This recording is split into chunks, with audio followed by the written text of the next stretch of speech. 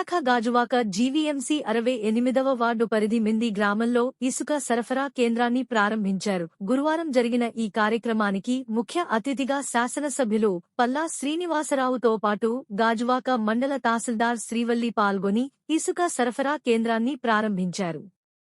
ఈ సందర్భంగా పల్లా శ్రీనివాసరావు మాట్లాడుతూ ఎన్నికల సమయంలో రాష్ట్ర ప్రజలకు ఇచ్చిన మాట ప్రకారం మన రాష్ట్ర ముఖ్యమంత్రి నారా చంద్రబాబు నాయుడు ఉచిత ఇసుకను అందించడం జరుగుతుందన్నారు.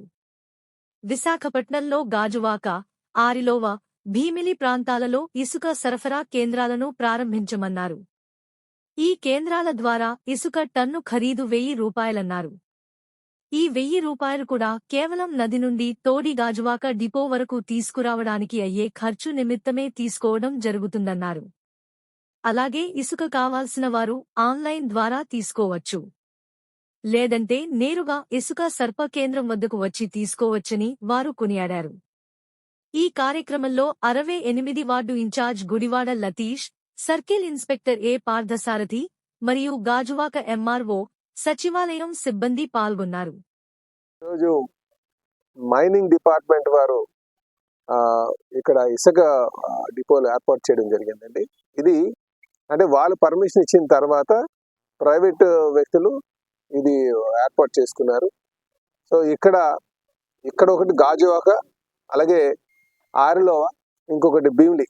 ఎక్కడైతే ఇసుక డ్రై ఏరియాస్ అంటున్నారు, ఇసుక దొరకనటువంటి ప్రాంతాలు, ఇవన్నీ కూడా మనకి చెరువులు కానీ గడ్డలు కానీ లేవు కనుక ఈ ప్రాంతంలో డ్రై ఏరియాస్ కింద డిక్లేర్ చేసి ఇక్కడ ఈ డిపోస్ ఏర్పాటు చేయడం జరిగింది. ఈ డిపోస్ అన్ని కూడా చాలా ట్రాన్స్పరెంట్ గా, అంటే ఒక కొన్ని నిబంధనలకి ఎవరైతే పాటించారో వాళ్ళందరికీ కూడా శాంక్షన్ చేయడం జరిగింది. సో ఇక్కడ ఒక టన్నుకి ₹1000.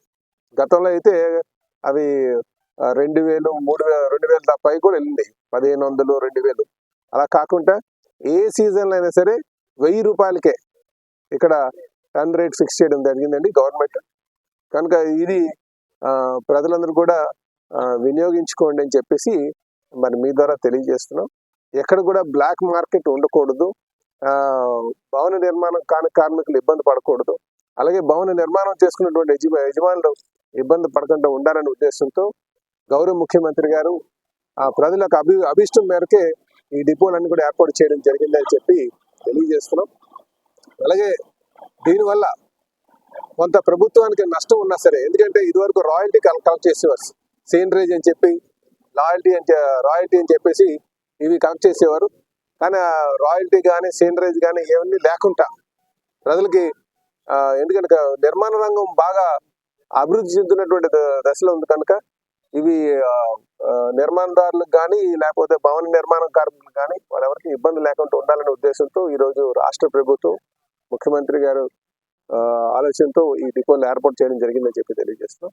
అలాగే ఎక్కడైనా సరే మీకు బ్లాక్ మార్కెటింగ్ అనేది అనడానికి తావు లేకుండా, ఒకవేళ ఎవరైనా సరే బ్లాక్ మార్కెటింగ్ చేశారు అన్నా సరే మీరు మాకు చెప్పొచ్చు. కానీ ఈరోజు సప్లై ఎక్కువ అవుతుంది కనుక బ్లాక్ మార్కెట్ ఉండేటువంటి పరిస్థితి ఉండదని మేము అనుకుంటున్నాం. అలాగే కొంతమంది మా దగ్గర కూడా వచ్చారు, ఎవరంటే ఎప్పటి నుంచో మేము లోడ్ తెచ్చుకొని అమ్ముకుంటున్నామండి, మా జీవితాలు కొంచెం రోడ్డు మీద పడిపోయేటట్టు ఉన్నాయండి అని చెప్పేసి వాళ్ళకు కూడా ఇబ్బంది పడకుండా ఉండేటట్టుగా మేము ఆలోచన చేస్తామని చెప్పేసి కూడా ఈ సందర్భంగా తెలియజేస్తున్నాం.